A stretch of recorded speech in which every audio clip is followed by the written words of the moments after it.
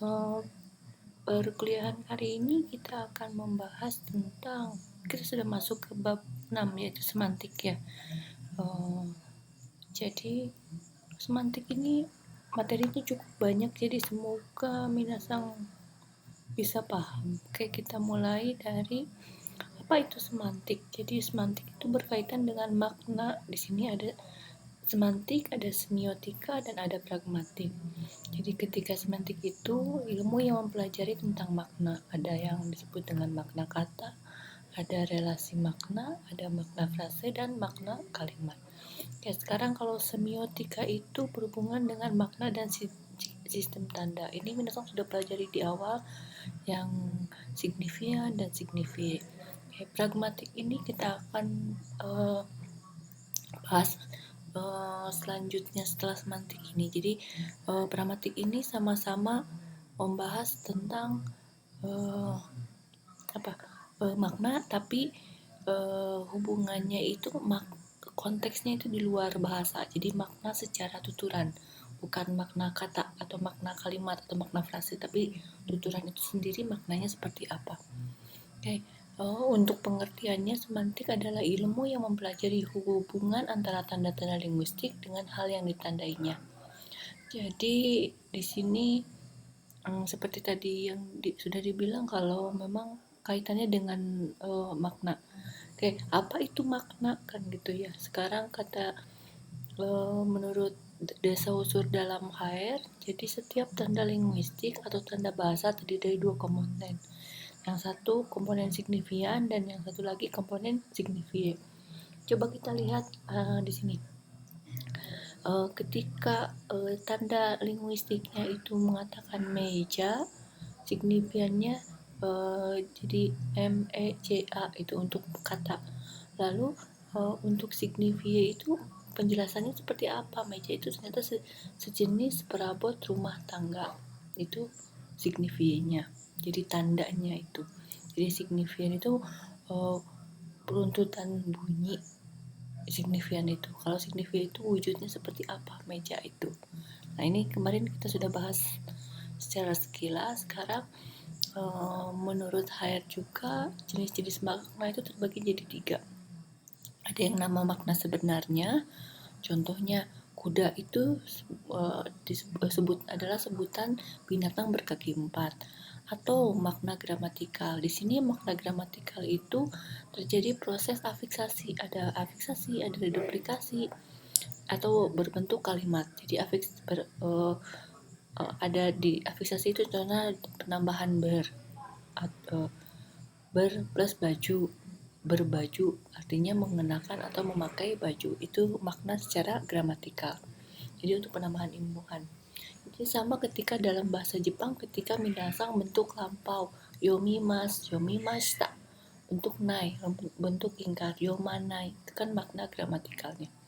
Oke, makna kontekstual ini makna sebuah leksem atau kata yang berasal dari di dalam satu konteks. Contohnya 3 kali 4 berapa? Kalau misalnya tidak ada konteksnya, itu minasang akan beranggapan oh perkalian kan gitu ya. Sekarang kalau saya beri konteks, kalau misalnya minasang sedang datang ke tempat cuci cetak foto misalnya gitu. Jadi kita konteksnya seperti itu. Berarti ketika si pelanggan atau minasang bertanya 3 kali 4 berapa, berarti si pemilik toko akan bilang apa? Misalnya 1 5.000 misalnya seperti itu ya. Jadi konteksnya berbeda tergantung situasi.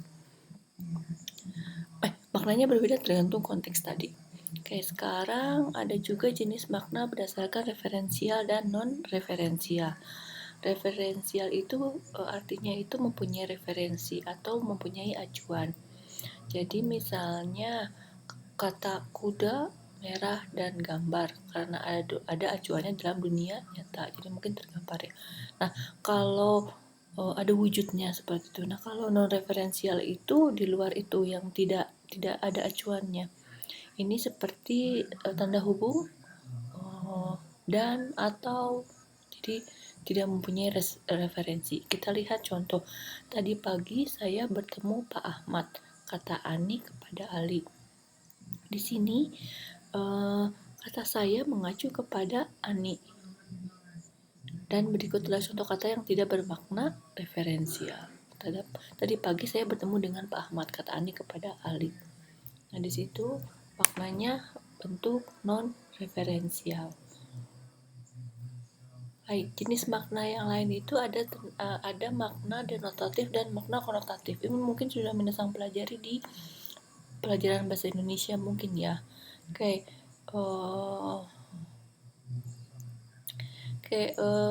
kalau begitu makna selain makna denotatif dan makna konotatif juga ada makna konseptual dan makna asosiatif, ada makna kata dan makna istilah, makna idiom dan peribahasa.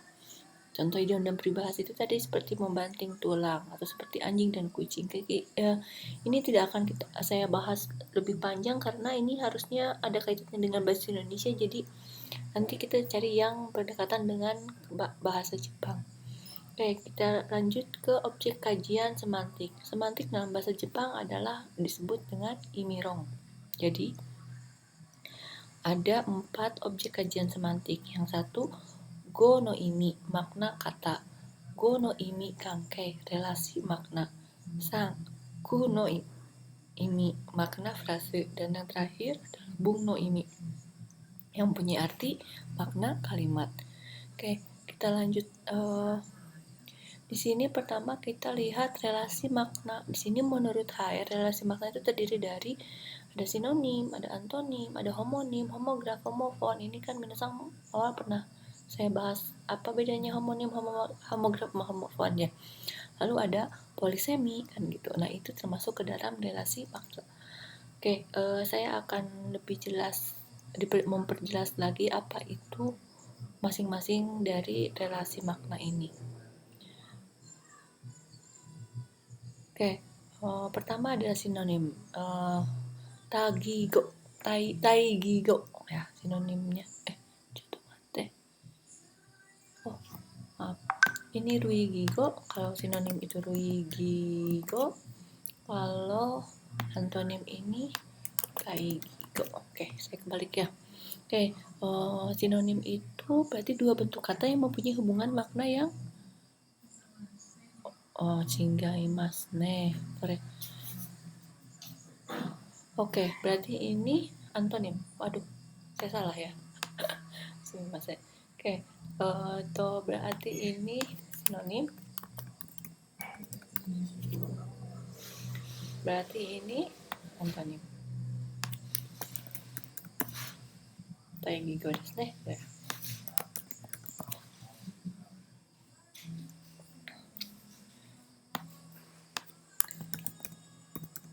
Oke, sumimasen ne.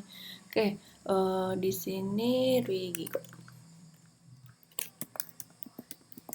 Oke, sinonim ada beberapa kata yang maknanya hampir sama. Jadi cara penggunaannya berbeda dalam kalimat tergantung dari konteks dan situasi dalam kalimat tersebut. Di sini ada contohnya. Ishaga kanjao miru. Ishaga kanjao miru. Dokter memeriksa pasien. Ishaga kanjao shinsatsu suru. Di sini miru dan shinsatsu itu bersinonim karena mempunyai makna sama, memeriksa. Oke, lalu contohnya antonim itu, jadi nanti minasang akan saya beri tugas masing-masing contoh-contoh, minasang cari seperti apa sinonim dalam bahasa Jepang. Oke, kalau antonim itu adalah dua bentuk kata yang punya hubungan berlawanan. Di sini mungkin akan lebih jelas. Ada 3 hubungan pertentangan dugaan atau harapan, ada kau atau uru. Pertentangan berdasarkan individu, ada ini individu berarti relasi hubungan individu, misalnya ini oya dan ko, orang tua anak, atau misalnya oto atau cuma suami lawannya istri. Oke, yang terakhir ada pertentangan berdasarkan hubungan ruang. Di situ ada mae atau ushiro, depan belakang, migi hidari, atau kanan kiri. Itu berarti antonim. Oke, nah selanjutnya kita bahas tentang polisomi atau polisemi. Ini dalam bahasa Jepang tagigo. Kalau ini taigigo, kalau ini tagigo. Ta-nya dari kanji oi. Apa? Banyak makna, yang artinya mempunyai arti pasti banyak makna. Maknanya lebih dari satu. Contohnya di sini, ageru janakute agaru. Jadi ada verba agaru. Di sini agaru ini di setiap kalimatnya mempunyai makna yang berbeda. Rio agaru, siap memasak. Ie ni agaru, masuk rumah. Hang ninga agaru, penjahatnya tertangkap. Jadi mempunyai masing-masing makna tergantung kalimat.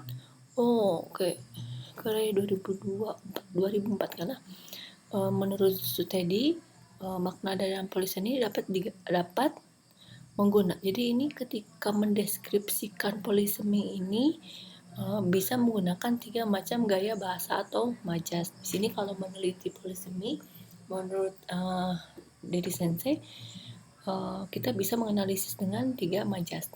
Yang satu majasnya adalah metafora, yang kedua adalah metonimi, yang ketiga adalah sinekdok. Minasang bisa baca apa itu metafora, jadi saya berikan contoh. Contohnya, otoko wa o kami deharu. O kami itu serigala, laki-laki itu semuanya serigala. Kalau di mereka o kami, kalau di kita buaya darat, kan seperti itu, yaitu perumpamaan. Kalau metonimi ini contohnya nabega nieru. Kok panik? Panci. Hai, panci desu ne. Kalau sinekdok itu contohnya mayasa pangto tamago tabeteru. Tiap pagi saya makan roti dan telur. Telur di sini lebih spesifik yang disebut dengan telur ayam. Itu majas jenis majas dalam bahasa Jepang. Ini majasnya sebetulnya sama bahasa Indonesia juga ada ya, tapi ini ada kaitannya ketika meneliti polisemi. Selanjutnya membahas tentang homonim, homofon, dan homograf. Ini kan pernah minasang bahas ya, apa perbedaannya. Jadi di sini ada garis yang bersinggungan. Jadi misalnya ini dengan kata yang sama, different pronunciation, pengucapan yang berbeda. Contohnya apa ya? Bisa seperti itu. Ini antara homonim, homofon, dan homograf. Ini homograf ya. Ini homofon. Ini homonim.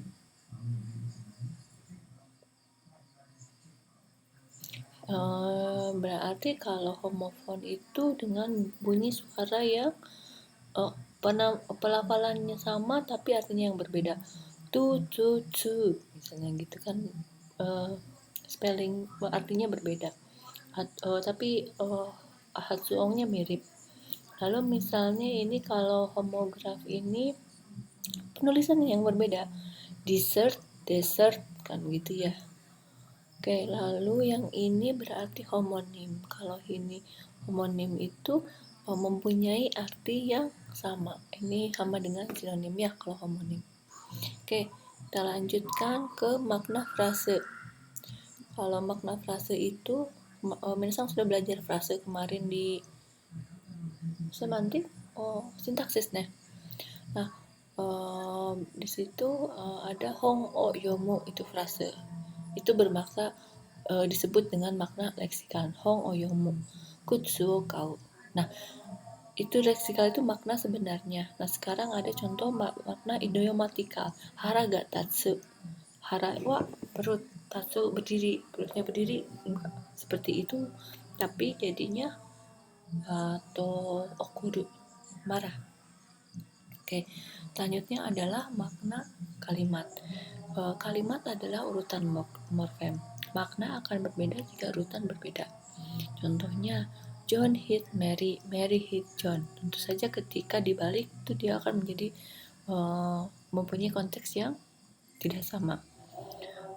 Ini sama ketika dalam bahasa Jepang, nani wa dan nani o. Jadi wa sebagai subjek, o sebagai predikat. Di sini konsep pasif dalam bahasa Jepang. Minasang kalau pasif belum belajar karena ikaseru, ikase, sase gitu. Nah, ikaseru iku pergi, ikaseru membiarkan pergi. Jadi di sini dalam bahasa Inggris penanda pasif itu kalau nggak ditambahkan make atau enggak let. Jadi kalau dalam bahasa Jepang penambahan pasif itu ditambahkan dengan se atau enggak sase. Oke, kita lanjut lagi dengan makna kalimat yang lain. Ada makna deskriptif. Nah, ini sama dengan makna leksikal ya, makna berdasarkan kondisi sebenarnya. Nah, kalau ini ada yang makna ekspresif. What the hell? Oh, great. Katanya gitu. Ini ketika diucapkan apa yang menjadi perasaan itu kan lebih oh, great misalnya. Oh, ketika misalnya seseorang lulus PTN, oh great kan gitu ya, atau dia mau menyindir itu bisa pakai oh great kan gitu. Oke, ada juga makna sosial, moshi wake arimasen deshita, mengungkapkan suatu perasaan.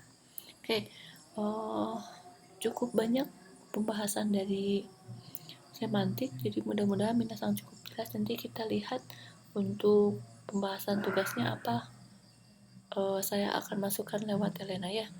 Hai, Ca, Ijo.